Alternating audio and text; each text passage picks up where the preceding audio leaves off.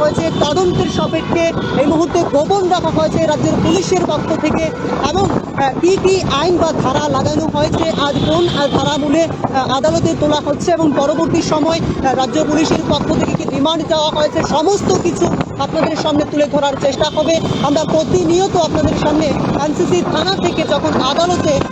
আদালতে তোলা হচ্ছে, ঠিক সেই দৃশ্য আমরা সরাসরি আপনাদের সামনে তুলে ধরার চেষ্টা করছি। আগে এক্সক্লুসিভভাবে এবং পেছনে দুটি পেট্রোলিং গাড়ির মাধ্যমে সৈকত তলাপাত্রকে যেন কোনো ধরনের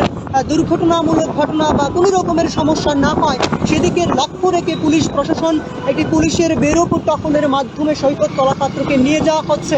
আদালতে। এই মুহূর্তে আদালতে সোপর্দ করা হবে সামাজিক মাধ্যম ইন্ডিপেন্ডেন্টের কর্ণধার, যিনি দীর্ঘদিন ধরে এ রাজ্যের বেশ কয়েকজন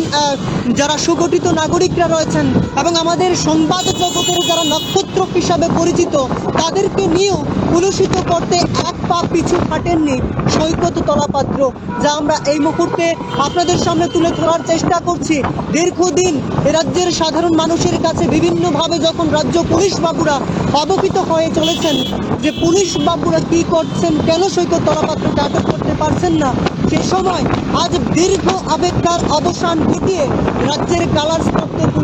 পুলিশ বাবুরা গতকাল পশ্চিমবঙ্গের সোদপুরের ঘোলা থেকে সৈকত তলাপাত্রকে